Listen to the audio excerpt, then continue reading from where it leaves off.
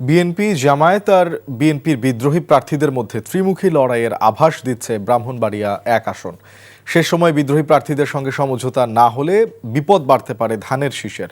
মনোনয়ন জমার শেষ দিনে এনসিপিকে জোটে পাওয়ায় নিজেদের এগিয়ে রাখছে জামায়াত। এদিকে আর্থসামাজিক উন্নয়ন আর খেটে খাওয়া মানুষের পাশে থাকা প্রার্থীদের বাছাই করতে মুখিয়ে আছে নাসিরনগর উপজেলার ভোটাররা। শিহাবুদ্দিন বিপুকে সাথে নিয়ে আরও জানাচ্ছেন নাজিবুর রহমান, ছবি তুলেছেন রনি রায়হান। প্রকৃতির নিয়মেই ভোরের আলো ফোটে নাসিরনগর উপজেলার গোয়ালনগর ইউনিয়নে। শরীর হিম করা বাতাসে চাদর মুড়ি দিয়ে কৃষকের দল তখন মাঠে। এভাবেই দিন সপ্তাহ পেরিয়ে মাস শেষ হয় তাদের। ভোটের বছর এসেছে, আসছে নতুন সময়। পালাবদলের এই সময়ে এ অঞ্চলের মানুষের ভাবনা জুড়ে ভোট।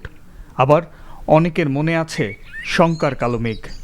ওখান তো আর বোঝা যাইতেছে না গ্যাঞ্জাম কি হয় না কি, এটা তো আর কোন জানা। তবে সুস্থ বুড়ো আড়াই তো সকলেই চায়। রাস্তা একটা ভাঙে দিচ্ছে বাড়ির ভিতরে আমি না, এই রাস্তাটা ইয়েটা করে দিব। ব্রাহ্মণবাড়িয়া ১ আসনে বরাবরই ছিল পতিত আওয়ামী লীগের দাপট। এবার তাদের অনুপস্থিতিতে সে জায়গা নিতে পারে বিএনপি। তবে সেখানে বড় বাধা ১০ দলীয় জোটের প্রার্থী ছাড়াও নিজেদের দলের বিদ্রোহী প্রার্থীরা। সাবেক ও বর্তমান বিএনপির ২ নেতাসহ বিএনপি থেকে আওয়ামী লীগে যোগ দেওয়া একজন প্রার্থীও মনোনয়নপত্র জমা দিয়েছেন এ আসনে। আলোচনা আছে দলীয় ঐক্য নিশ্চিত না হলে বিপাকে পড়তে পারে বিএনপির মনোনীত প্রার্থী। ২০০১ সালেও একজন লোক এখানে স্বতন্ত্র হিসেবে ২০০ ভোট পাইছিল দলের বাইরে যাইয়া। এইবারও যদি কেউ এরকম দুঃসাহস করতে চায় সেক্ষেত্রে তার পরিণতি এটাই হবে। আমাদের এখানে ইসলামিক দলগুলো মোটেও শক্তিশালী না। আর যেগুলো হয়েছে এটা হলো, আমি আসলে এই আমাদের এখানে যে দলগুলোর জোট হয়েছে এই দলের জোটের প্রার্থী যারা আছে এইরকম প্রচারণাও দেখতেছি না বা চোখে পড়ার মতো তেমন কোনো কিছু নাই।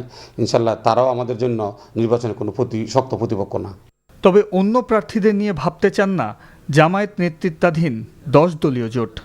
তাদের এই যে বহুদা বিভক্তিটা, এটা আমার জন্য এটা একটু হইলো প্লাস পয়েন্ট। আমাদের যে সমীকরণটা হয়েছে ৮ দল মিলে ১০ দল, আমরা আশা করি যদি আমরা চেষ্টাটা সফল হয় এবং হবে বলে আমরা বিশ্বাস করি, তাহলে একটা ফলাফল ইসলামের পক্ষে আসতে পারে।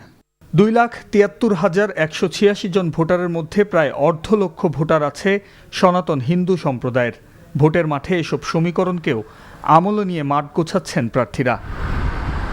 স্বাধীনতা পরবর্তী সময়ে নাসিরনগর উপজেলার এই আসনটিতে কখনোই জয় পায়নি বিএনপি। এবারও জয়ের সেই সুযোগ নষ্ট হতে পারে দলীয় কোন্দলের কারণে। দলীয় প্রার্থী ছাড়াও স্বতন্ত্র প্রার্থী ঠেকানো বিএনপির জন্য মূল চ্যালেঞ্জ। তবে এই সকল সমীকরণের বাইরে ১০ দলীয় জোট, আর তাতেই জয়ের ব্যাপারেও আত্মবিশ্বাসী তারা। এবার সংঘাতবিহীন শান্তিপূর্ণ ভোটের অপেক্ষা সবার। নাজিবুর রহমান, NTV নিউজ, নাসিরনগর উপজেলা, ব্রাহ্মণবাড়িয়া।